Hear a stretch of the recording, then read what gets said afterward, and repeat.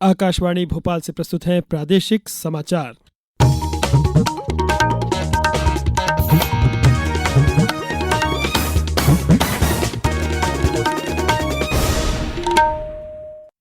नमस्कार, समाचारों के साथ मैं नवनीत चौबे। सबसे पहले इस बुलेटिन के मुख्य समाचार।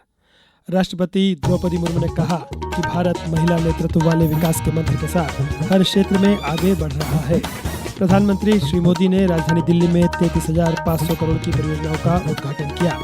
मुख्यमंत्री डॉक्टर मोहन यादव ने आज उज्जैन में शस्त्र पूजन कर मनाई रंगपंचमी। और अहमदाबाद में भारत और न्यूजीलैंड के बीच T20 वर्ल्ड कप का फाइनल मुकाबला जारी। अब समाचार विस्तार से। राष्ट्रपति द्रौपदी मुर्मू ने कहा कि भारत महिला नेतृत्व वाले विकास के मंत्र के साथ आगे बढ़ रहा है। नई दिल्ली में आयोजित नारी तू नारायणी महिला विचारकों का राष्ट्रीय सम्मेलन के समापन सत्र को संबोधित करते हुए राष्ट्रपति मुर्मू ने नारी शक्ति के हर पहलू को अनुकरणीय बनाने का आग्रह किया। राष्ट्रपति ने कहा कि महिलाएं देश के हर क्षेत्र में योगदान दे रही है, चाहे वो कृषि हो या अंतरिक्ष, स्वरोजगार हो या सशस्त्र बल।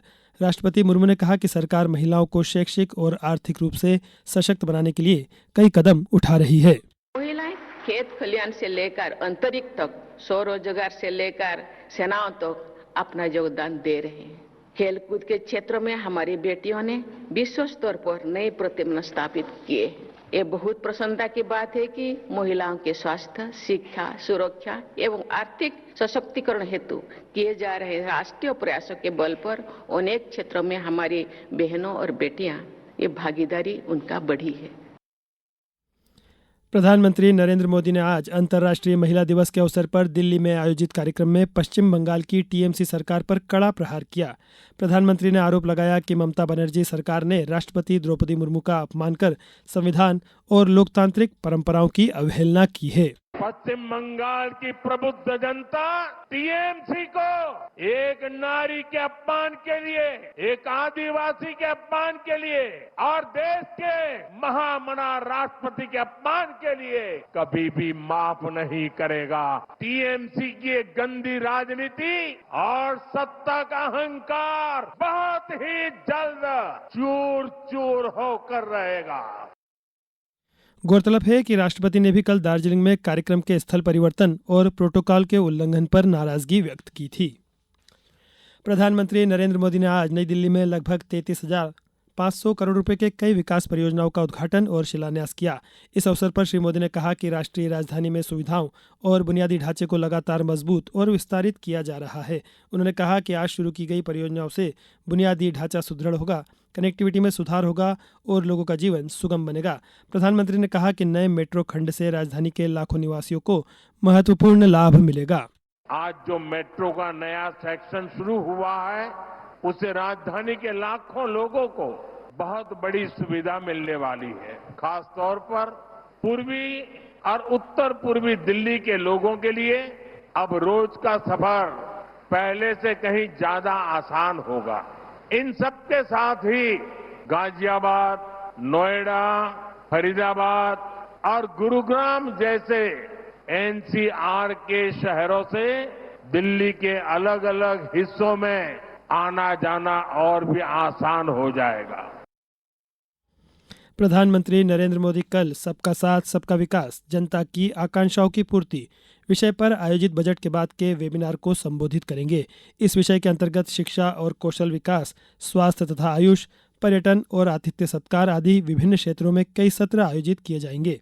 इस वेबिनार में शिक्षा से रोजगार के मार्ग को सुदृढ़ करना, एनिमेशन, विजुअल इफेक्ट्स, गेमिंग और कॉमिक्स का विकास, उत्तर पूर्वी क्षेत्र में बौद्ध पर्यटन सर्किट और विरासत पर्यटन को बढ़ावा देने जैसी पहलों पर विचार विमर्श किया जाएगा। अब समाचारों में वक्त है ब्रेक का।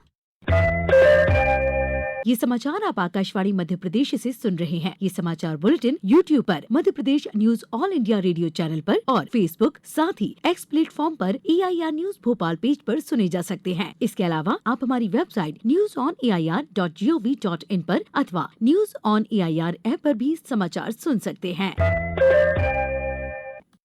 समाचारों में एक बार फिर आपका स्वागत है।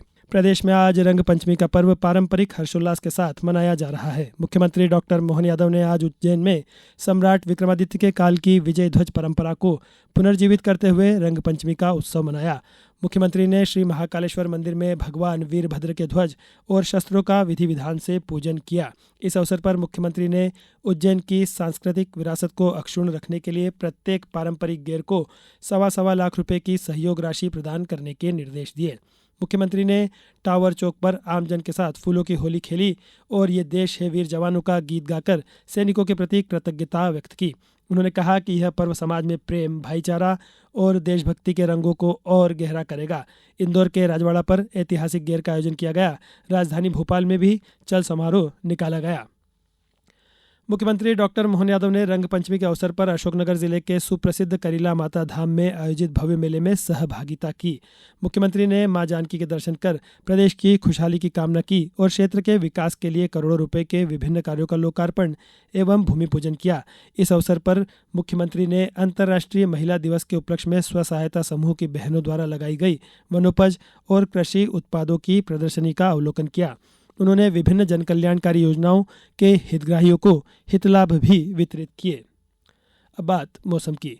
प्रदेश में इस वर्ष मार्च के प्रथम पखवाड़े में ही गर्मी का प्रभाव देखा जा रहा है।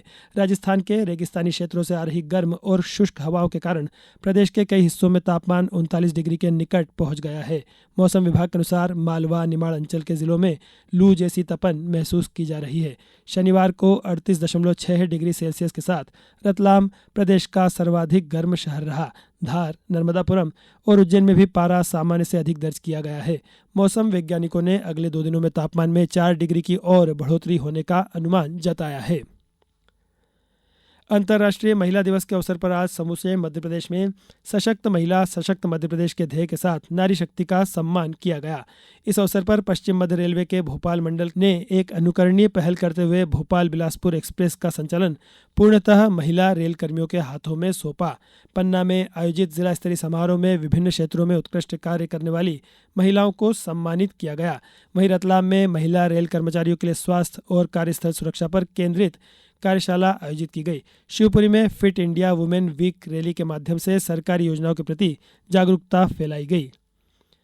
अहमदाबाद के नरेंद्र मोदी स्टेडियम में इस वक्त T20 वर्ल्ड कप के फाइनल मुकाबले में भारत और न्यूजीलैंड की टीमें आमने सामने हैं। न्यूजीलैंड ने टॉस जीता और पहले गेंदबाजी करने का फैसला किया। समाचार लिखे जाने तक भारत ने 3 ओवर में बिना कोई विकेट खोए 27 रन बना लिए हैं। अब कुछ समाचार संक्षेप में। अनूपपुर जिले में HPV टीकाकरण अभियान में अब तक 126 किशोरियों का टीकाकरण किया जा चुका है।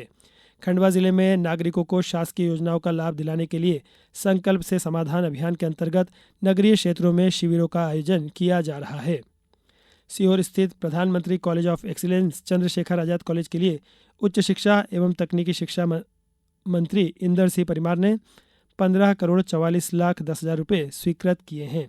आगरमालवा जिले के शिक्षकों के लंबित प्रकरणों एवं विभागीय समस्याओं के निराकरण के लिए परिवेदना निवारण शिविर कल से 18 मार्च तक शासकीय उत्कृष्ट उच्चतर माध्यमिक विद्यालय आगरमालवा में आयोजित होगा। अंत में मुख्य समाचार एक बार फिर। राष्ट्रपति द्रौपदी मुर्मू ने कहा कि भारत महिला नेतृत्व वाले विकास के मंत्र के साथ हर क्षेत्र में आगे बढ़ रहा है। प्रधानमंत्री मोदी ने राजधानी दिल्ली में 33,500 करोड़ की परियोजनाओं का उद्घाटन किया। मुख्यमंत्री डॉक्टर मोहन यादव ने आज उज्जैन में शस्त्र पूजन कर मनाई रंग पंचमी और अहमदाबाद में भारत और न्यूजीलैंड के बीच T20 वर्ल्ड कप का फाइनल मुकाबला जारी। इस बुलेटिन में बस इतना ही। अगला बुलेटिन कल सुबह 7:10 पर। नमस्कार।